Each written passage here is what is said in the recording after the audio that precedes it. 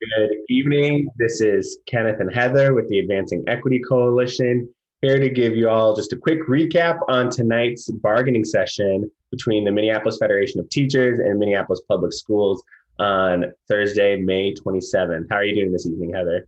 Good, thanks. Good. It's been a long time since we've gotten a chance to do this recap between me being out and you doing it solo, which went very well, apparently. And then, there's a couple of different canceled sessions. There hasn't really been a whole lot of action this spring, at least as much as we thought. And so we wanted to give everybody just a quick rundown, top 3 points from tonight's bargaining session. A lot of time spent in caucus tonight. So this was pretty easy to do. So Heather, you want to give us our first top point? Yeah, so tonight the session really started out with MPS making a counter proposal to MFT's MOA on teacher of color retention. And MPS really, the negotiating team really took the time to explain that while they like the values of a lot of the things that the MOA brings forward legally, there's a lot of language in the MOA that they can't agree to, right? So they can't agree to hire or fire someone or keep someone based on race.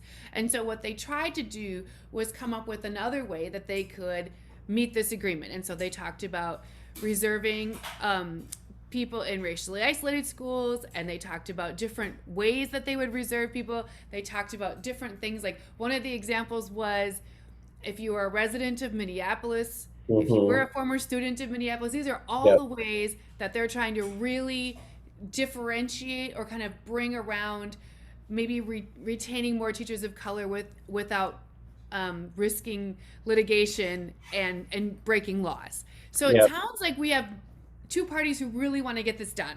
Yep.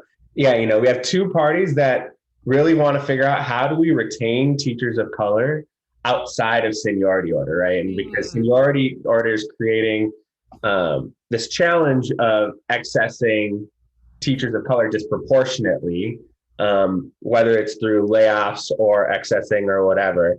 And so we're having a hard time retaining teachers of color because of this part of our contract, this value that we hold in our contract. And so both sides are trying to figure out a way to carve out room and space, which I think is really significant and is really important to, try to preserve our teachers of color and retain them, especially if we're going to put more energy and effort into recruiting them. But yeah, right now we have a system of seniority that is protecting a lot of white teachers while disproportionately impacting our teachers of color. Yeah, and it really just feels like we want to get there, but there's all these barriers in language that aren't helping us get there. Yeah. So yeah. Yeah. And I think, one of the concerns that was brought up tonight was a lot of the things that are happening like the way that we're trying to make these carve outs that are legal, for example, on the district side, still would protect a lot of white teachers within some of these groups. Like you said, residents of Minneapolis or former MPS graduates. That's not going to end up with the necessarily targeted approach to retain teachers of color, but it is a way to try to carve out some of that space to protect larger groups of a concentrated group of teachers of color. Yep. Yeah.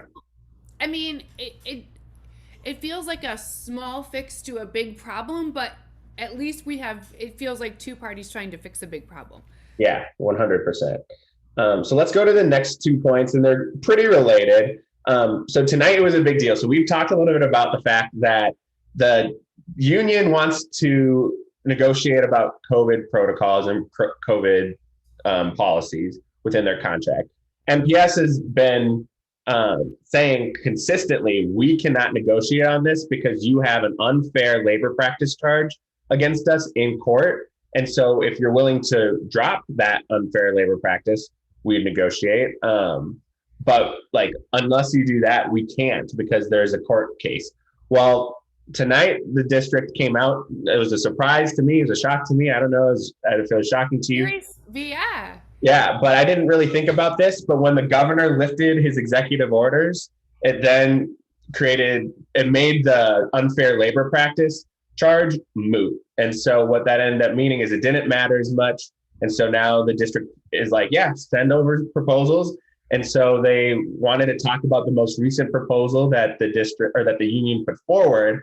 Um, but a lot of the things that the union put forward in their proposal was also moved because of the lifted executive orders, right? And so there were a couple of things that they still talked about, whether it was sub pay or the use of teachers on special assignment and district. The shorthand for that is TOSAs, by the way. If you hear Yep. that word around there, that means like people who are still operating under a teacher's contract, but they might be doing something like coaching teachers or Working in helping the develop data center. curriculum. Yep. Yeah, yeah. And so then we also have our district program facilitators, who are also teachers that are working on different projects within the district.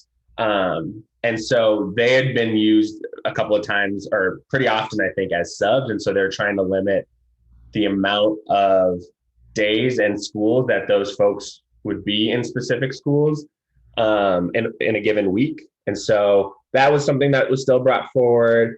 And then the final one was teachers utilizing their lunch or utilizing their prep periods to cover for another teacher or sub for another teacher that was out.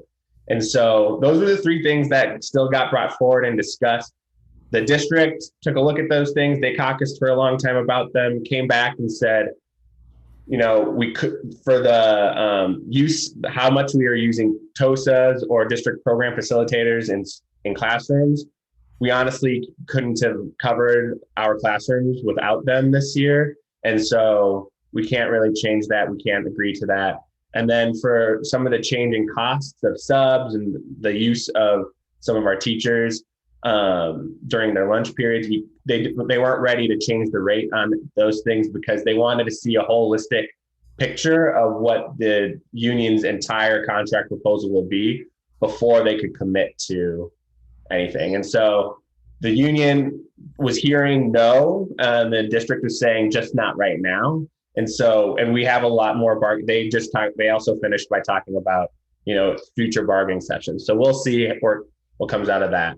But Heather, would you add anything to, the kind of the top points of the night? I would just say that overall, since we've been watching, we haven't seen any agreements come together, right? So we've seen some close things, we've seen some moments, we've seen a lot of caucusing, but so far we haven't seen any deals done. So it'll be interesting to see. Oh, go ahead. Well, I was just going to say, and also on top of that, we've only had about 5 negotiating sessions. It's true. Negotiating session 5, I think only 4 of them, they're actually negotiating. The first one, they're coming up with norms and different things like that. And so you're right. There's a lot of urgency around specific items. They weren't able to come to an agreement on any of the timely things. Now that we're past subs, now that we're past interview and select, you're right. These are things that have now fallen off the table that just weren't agreed to. So, we'll be very excited to see something that does come to an agreement and how that shapes up. But yeah, you're right. We haven't seen anything come fully together yet.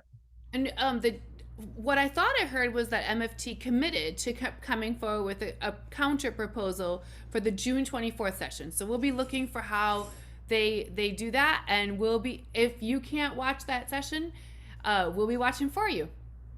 Yep. And so we're excited to be back. Thank you all so much. And I hope you all have a great rest of your night. Bye.